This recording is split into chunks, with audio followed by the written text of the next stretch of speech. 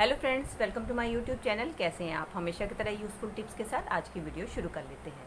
चलिए फ्रेंड, मेरी पहली टिप होने वाली है मोबाइल को लेके। दोस्तों, कई बार हमें मोबाइल पे कोई वीडियो या मूवी देखनी होती है और कई बार बच्चों को ही कोई प्रोजेक्ट का काम करना होता है इसको स्टैंड पे लगा के। तो इसके लिए हमें स्टैंड की जरूरत होती है, जो कि हम मार्केट से लेकर आते हैं। तो आज मैं आपको अपने घर पे रखे ही कबाड़ से एक बहुत ही बढ़िया स्टैंड बनाना सिखाने वाली हूँ। तो उसके लिए लें आप अपने घर पे रखा हुआ इस तरीके का फ़ोन कवर, जो कि अक्सर क्या होता है कि बच्चे बार बार चेंज करते रहते हैं और पुराने को उठाकर फेंक देते हैं। और इसके साथ ही हमें ज़रूरत होगी इस तरीके के कार्ड की। आप कोई भी अपने घर पे रखा बेकार क्रेडिट एटीएम कार्ड कोई भी ले सकते हैं। अब हम क्या करेंगे, अपने जो भी हमें फ़ोन को देखना है, पहले तो हम अपने फ़ोन को इस जो कवर है कवर के अंदर इस तरीके से डाल देंगे। और इसके बाद हमें क्या करना है, हमें लेना है ये अपना एटीएम कार्ड और इसके बाद हम इसको इसके ऊपर इस तरीके से लगा देंगे। ये देखिए हमारा कितना बढ़िया मोबाइल स्टैंड बनकर तैयार हो गया। इसकी मदद से आप चाहे मूवी देखिए या अपने फ़ोन को स्क्रॉल करें या आप कोई भी अपना प्रोजेक्ट का काम करें, बहुत इजीली आप इसका इस्तेमाल कर सकती हैं। चलिए फ्रेंड, देख लेते हैं अगली टिप को।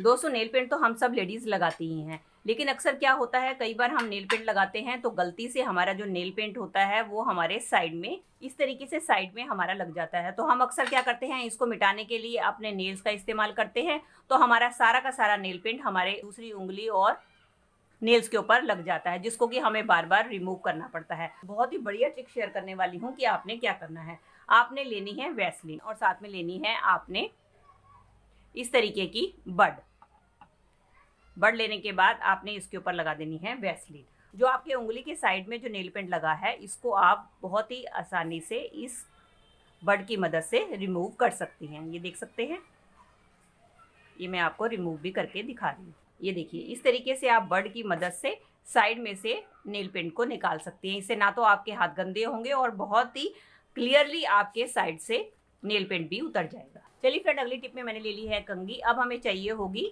Cello tape. आप किसी भी टेप का इस्तेमाल कर सकते हैं। तो उसके बाद अब हम क्या करेंगे, अपनी कंघी के ऊपर हमें इस तरीके से आधे में हमें टेप को लगा देना है। अब आप ये सोच रहे होंगे कि मैं इस पे टेप का इस्तेमाल क्यों कर रही हूँ। अक्सर दोस्तों क्या होता है कि जब भी हमारे बच्चे स्कूल में पढ़ने जाते हैं तो एक दूसरे के सर के कारण उनके सर में जुएं और लीखें हो जाती हैं। जब हम उनके सर पे कंघी करते हैं तो आपने देखा है, जब हम कंघी करते हैं तो उनके सर से जो जुएं और लीखें हैं वो निकल कर हमारे कई बार कपड़ों के ऊपर, उनकी गर्दन के ऊपर चली जाती हैं। तो जब आप अपने बच्चों के सर के ऊपर इस तरीके से कंघी करेंगी तो आप देखेंगे कि जुएं जो है आपके सर में से निकलकर नीचे नहीं गिरेंगी। ये जो हमने टेप लगाई है वो कंघी के साथ ही टेप के साथ चिपक जाएंगी, जिससे कि आपको इसको साफ करना भी आसान हो जाएगा और इससे आपके बच्चों के कपड़े और गर्दन भी सेफ रहेंगे।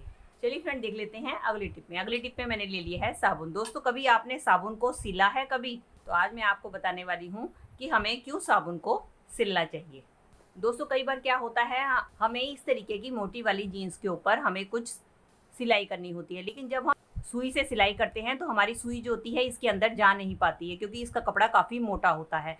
तो जब हम साबुन के ऊपर इस तरीके से सुई को आर पार करते हैं तो उससे क्या होता है कि हमारी सुई जो है थोड़ी सी स्लिपरी हो जाती है। इसकी मदद से जब आप अपने जीन्स जैसे मोटे कपड़े के ऊपर सिलेंगे तो बहुत ही आसानी से आप सिलाई कर पाएंगे और आपकी सुई बहुत ही आसानी से आपके कपड़े के अंदर चली जाएगी। अभी देखिए, पहले मेरी जो सुई थी वो कपड़े के अंदर जा नहीं रही थी। अब जैसे ही मैंने उसको साबुन के अंदर चलाया है उसके बाद से मेरी सुई बहुत ही आसानी से कपड़े के अंदर जा रही है। इस तरीके से आप अपने मोटे कपड़े के ऊपर, अगर आपने पतली सुई से काम करना है और आपकी सुई कपड़े के अंदर नहीं जा रही है तो आपने साबुन लेना है और साबुन के अंदर आपने सुई को इस तरीके से डाल देना है।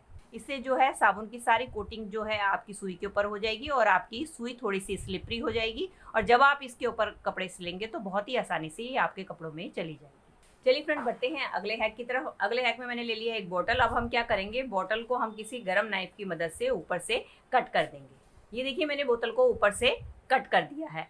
अब हमें क्या करना है, अब हम इसका ढक्कन निकाल देंगे। कट कर दिया है। अब इसका इस्तेमाल कहाँ करना है? दोस्तों, हमारे घर में ढेर सारी चार्जर की वायर होती है जो कि इस तरीके से बिखरी रहती है, जो कि हमारे घर पे क्लटर तो क्रिएट करती है और साथ साथ देखने में भी बुरी लगती है। तो आपने क्या करना है, आपने जो चार्जर की वायर्स है या आपके ईयर प्लग्स हैं, इनको आपने अच्छी तरीके से ऐसे फोल्ड कर देना है और फोल्ड करने के बाद हमने ये जो बोतल को कट किया है इसके अंदर हम अपनी वायर्स को डाल देंगे। इस तरीके से आप अपनी वायर्स को बेकार घर में पड़ी हुई बोतल के द्वारा अरेंज करके रख सकते हैं। चलिए फ्रेंड, एक यूज तो मैंने इसका बता दिया, अब एक यूज आपके साथ और मैं इसका शेयर करने वाली हूँ।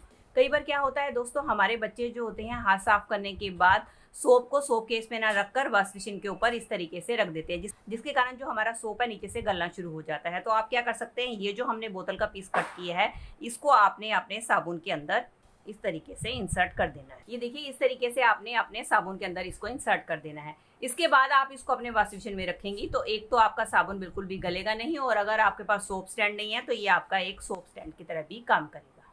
चलिए फ्रेंड, बढ़ते हैं अगली टिप की तरफ। अगली टिप में मैंने ले लिया है एक हैंगर। अब हमें चाहिए होगी इस तरीके की हेयर पिन। अब हम इसमें से हेयर पिन को निकाल लेंगे। हेयर पिन निकालने के बाद हमें क्या करना है, हेयर पिन को हमने इस हैंगर के अंदर इस तरीके से डाल देंगे। आपकी मर्जी है, आप चाहे इसके अंदर 8-10 जितने भी हेयर पिन डालना चाहे डाल सकते हैं। अब देख सकते हैं दोस्तों, मैंने इस तरीके से सारी हेयर पिन को अपने हैंगर के अंदर लगा दिया है। अब हमें क्या करना है, इन पिन को हमें किसी प्लायर की मदद से इस तरीके से हम ऊपर की तरफ को मोड़ लेंगे। इस तरीके से अब ये सारी की सारी पिन्स को हम मोड़ लेंगे। ये देखिए फ्रेंड्स, मैंने सारी की सारी जो पिन्स थी उसको इस तरीके से मोड़ लिया है। दोस्तों, ये हमारा एक मल्टीपर्पस ऑर्गेनाइजर बनकर तैयार हो गया है। इसका इस्तेमाल अब अपने किचन में, अपने घर में कहीं भी कर सकते हैं। मैं इसको टांगने वाली हूँ अपने किचन में, और इसका कैसे इस्तेमाल करूंगी चलिए ये भी आपको दिखाती हूँ।